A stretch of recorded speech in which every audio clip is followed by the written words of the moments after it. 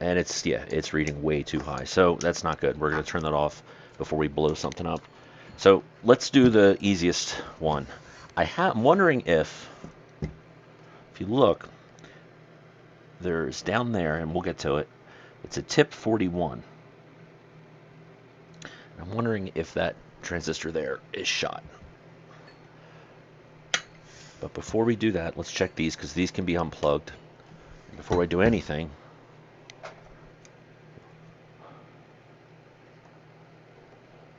let's discharge these caps, which it seems to be doing on its own, but I just want to be on the safe side. And usually, as I'm sure a lot will point out, that should be done through a resistor and not a direct short. And yes, I know that is proper, but I've been doing this for years without a problem, because capacitors are cheap and easily replaceable. So, easiest thing to do is pull these out here.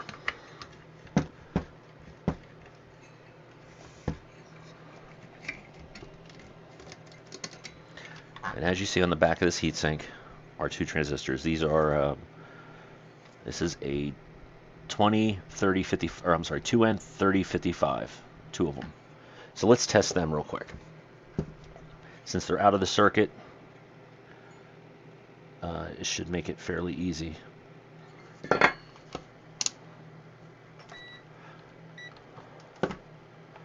So let's do this. Let's go solo. And I'm going to change the meter to diode mode. So if we're looking at it this way, we notice that the contacts are closer to this screw versus this screw. If you see on the other side here, we have two screws and the contacts are closer to the back one. The case itself is the collector. This should be the base and this should be the emitter. So the first thing you want to do is do a base to emitter test. And you want to connect the positive lead to the base and the other to the emitter, and we should get exactly what we're getting. It usually is anywhere between 4 to 10 volts. And we're getting right in the middle, and that's where we should be. So let's go base to collector. So we're going to go, and once again, perfect. So now we're going to put the positive on the emitter and the negative on the collector. Or I'm sorry, yeah, we'll do that in a minute. First, we want to go to the base, and we're getting OL, over limit, and that's good. If it's showing anything else, it means that it's open. Now, if it's PNP, you're going to see it's going to be the opposite results that we're getting here, but these are NPN transistors. So OL means perfect. Now we want to do collector to base, and we hook the positive to the collector, and again we get OL, and that's perfect. And then collector to emitter. And once again, it's OL, so we're perfect there. Let's do the same thing with this one here. All right, so we're going to start off with base to emitter.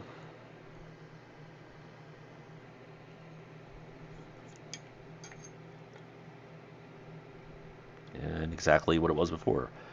556, so it's 0.5.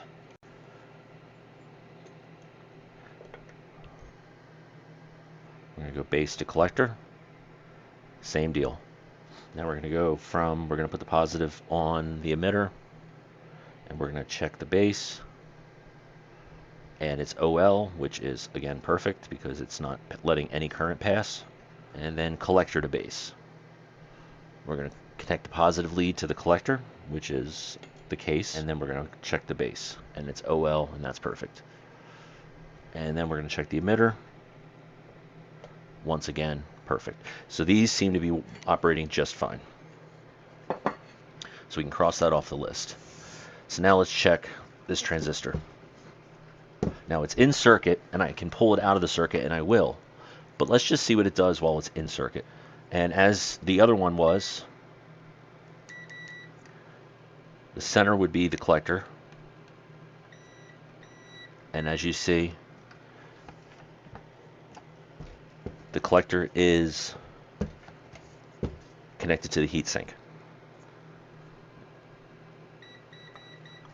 All right, so let's go with, and this is upside down, so this will be the base collector and the emitter. So same thing as before. Let's do it again. 0.57, perfect. So let's try base to collector. So we're going to keep the positive on the base, and we're going to touch the collector. Once again, perfect. So let's go emitter to base. So remember, if it was base, collector, emitter. So we put the positive lead here, and we go to here. And I'm scratching up the board. And 1 volt is getting through. And that should be showing an OL, overload, which means, you know, this is what it shows for overload, nothing. So nothing should be getting through.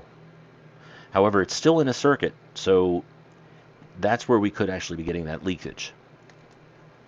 But this is just a good way to find out, you know, do you have a problem? Do you not have a problem?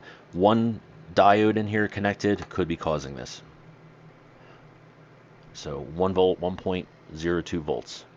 So now let's go to the collector to base. So we'll put the positive on the collector, and it's 1.678. It's charging like a capacitor. So that's no good. It also should show OL. And let's try it to the emitter. And same deal. So we got to pull that out and just see how it operates once it's out of the circuit.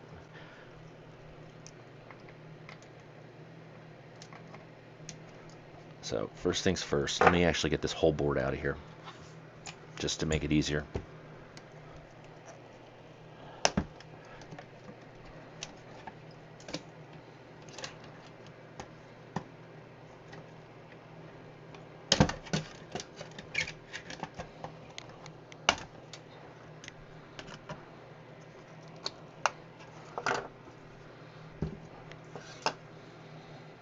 All right, so there's the screw. I'm going to use a flathead. Wherever my cat has stolen, here it is. He didn't steal it this time.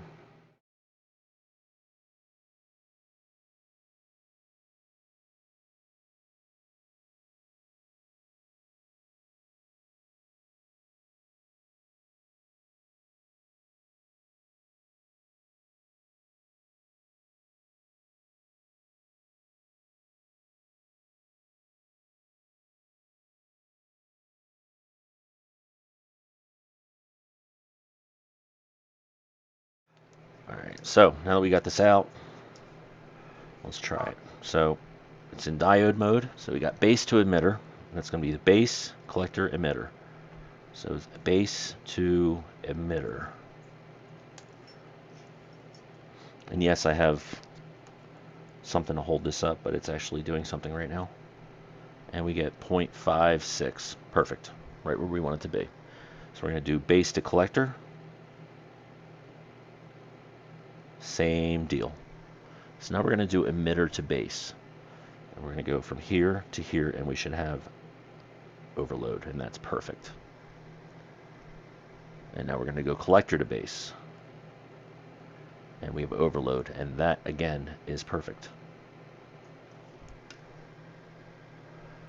And now we're going to go collector to emitter.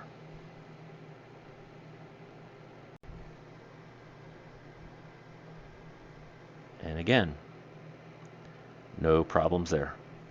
So yeah, testing it in circuit, there's a lot of other components there that can skew the readings. Although I wasn't able to find an actual service manual or schematic for this, a user named Cody Turner, or a subscriber named Cody Turner, left a comment, and he left a link to a schematic. And I went back and grabbed that, so thank you very much, Cody. And I also left some links for him as far as he wanted some pictures of the board, so I took care of that and left those up for him. So let's take a look at the schematic.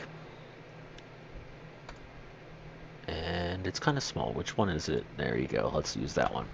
And it's not exactly for this, it's not for this exact one. This is actually actually for a mixture of a few different models, and there is a few differences I noticed. But I started going through this and looking. So here are our relays, and that's what these are here.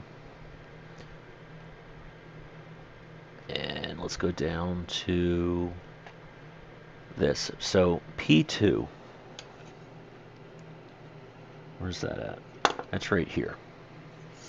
And P2 comes in off of the control winding of the main transformer. And it feeds this bridge rectifier. Let's do this. Let's see how this works. Okay. Hopefully that's big enough. Okay, so P2 comes in, and that's right here, and that's coming straight off of, here it is.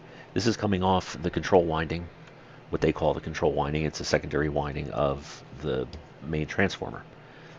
Now that goes through a bridge rectifier, which is right here. And it does show the bridge rectifier right there. And then from there, it goes right into the positive of the voltage regulator. So let's take a look. These, so this should be AC and this should be ground. So if the ACs go into this end of the bridge rectifier and this end, then these must be where the DC pulses come out. So there is a little cross there. Maybe that's a plus. And then this goes through this cap. So this one goes down and directly into the LM324. But that's still where it's getting its power from. So let's take a look. Let's plug it all back in, and let's see what kind of voltage we're getting out of there, because it's saying we're supposed to be getting about 13 volts, and I can tell you right now, we're not getting 13 volts, because I've been down this road before with this. Alright, so let's check the AC that's coming out of here.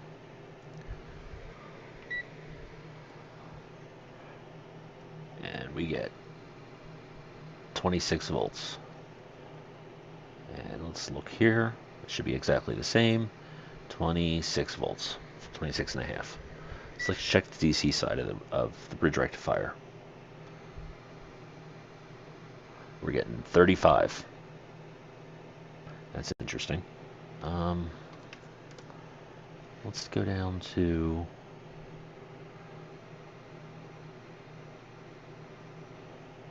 that probe here. All right, 17.56. What's this? 17.8. What's this one? 17. And there is this diode there. Let's take a look here. And this is in circuit, so it doesn't really, again, necessarily mean anything, but alright, so that's a direct short in that direction. And that's a direct short in that direction. If that's the case, that could be our problem. Let's unsolder one of these legs and see what happens.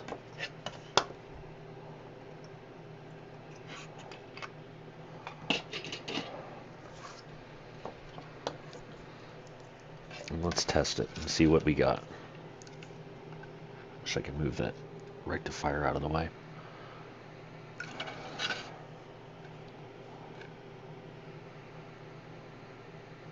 We got a direct short that way. And we got a direct short that way. Alright, well, if anything, that's a problem. So we have the bridge rectifier here. And the positive is coming down, and it's going into what I believe is the positive of the op amp. And you can't see that, it's right there. And usually op amps, they put the positive and negative directly in the center on these packages.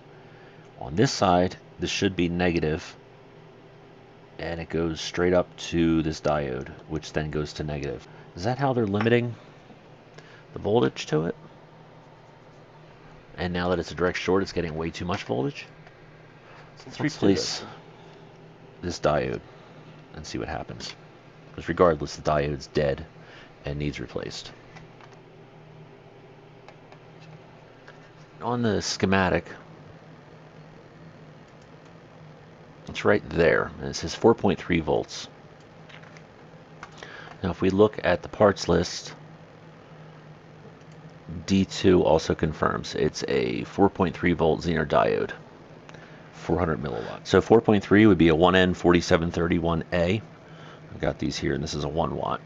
So wattage doesn't matter as long as you're equal or over. It's kind of like a capacitor. As long as you meet the voltage or exceed it, you're fine.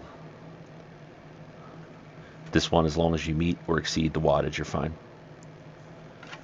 So let's put that in. Now the little line there, it's on the thing, corresponds with the little black line on the diode.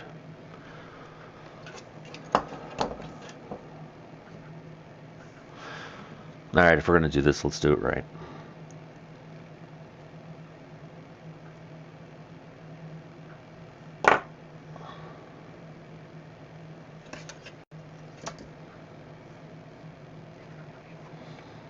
And they got that rectifier like right there, and you can't get in there.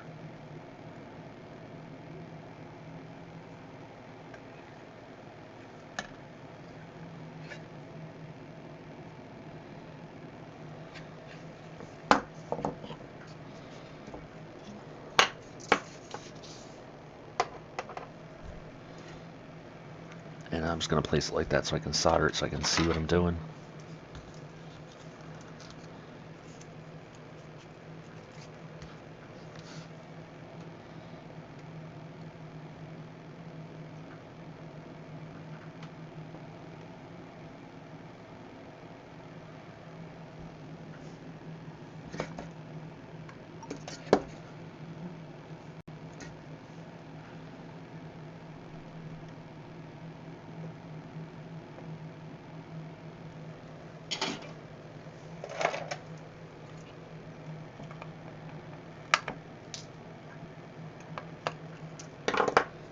Alright, so let's put it back in and see if that made any difference.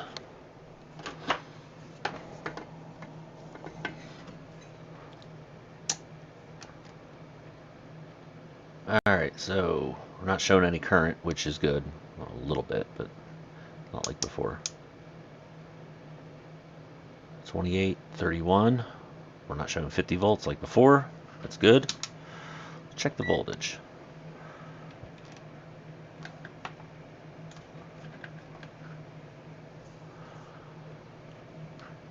And it's showing 31.26. Display's a little off, but you know, I never really cared too much if the display on a power supply is a little bit off, because that's why you have a multimeter. These are not going to be that close. Or I should say, these are going to be close, but not perfect.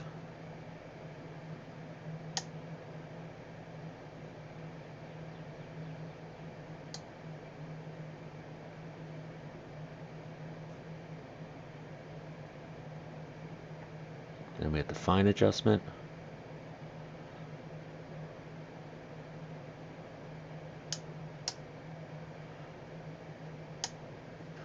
Alright, so let's see how it does for current. I'll switch the probe over.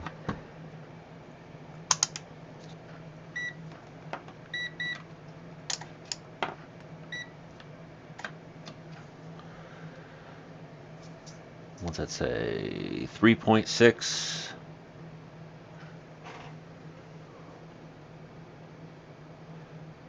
1.5. 8. And it goes back to 4. I wonder why it does that.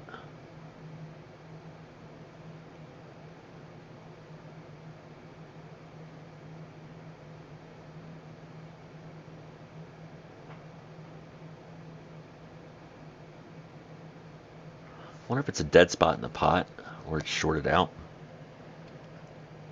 Because then if we turn down the fine adjustment,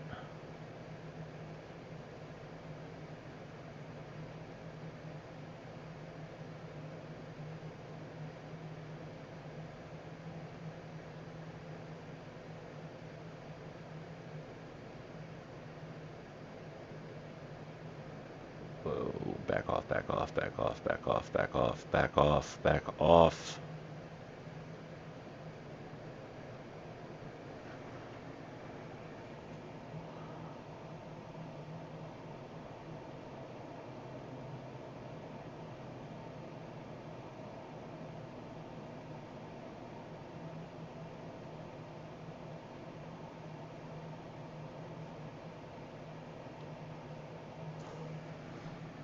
Yeah, because what happens is it gets so far, and then it goes back to normal, but then in the middle, in the dead center, it goes up to 8. I'm wondering if that's a bad pot. It seems to be working. Other than that, it seems to be working. So, I'm going to try and play around with the potentiometers and see if that's what that is, but I'm not too concerned as long as you keep it within its, as long as you keep it out of there, it should be fine. But I'm thinking that's a problem with the pot. So I think it's actually good to go. I'm going to button it up, put it together, and actually before I button it up and put it together, I'm going to check out that pot. I want to see if it's a bad pot or not. Maybe I'll switch the fine adjustment if it's the same rating. I don't know if it's the same rating or not, but if it's the same thing, I'll switch the fine with the coarse and then just tell him not to use the fine. If you have any questions, comments, or suggestions, leave them down below, and I'll see you next time. Bye-bye.